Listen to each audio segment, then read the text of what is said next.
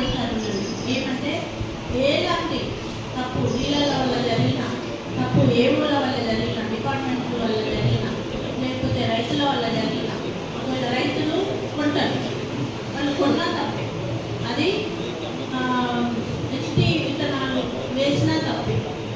ఏ స్టేజ్లో అయినా herbicide tolerant పత్తిని మేము గుర్తుపడతాం.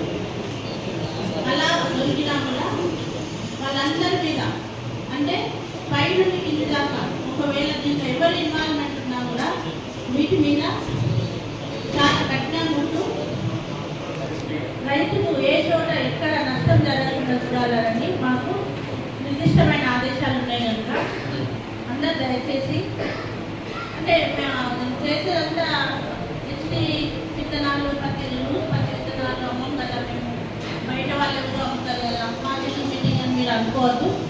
అంటే కొంచెం డౌట్ ఏంటంటే కొంత డీలర్స్ కూడా దీంట్లో ఇన్వాల్వ్ అయ్యిందని డౌట్ ఉంది, అనుమానం ఉంది.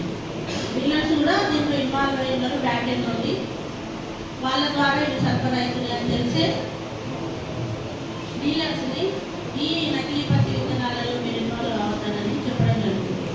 నకిలీ పత్తి విత్తనాలు ఒక హెచ్టీ పత్తి విత్తనాలకే వర్తించదు.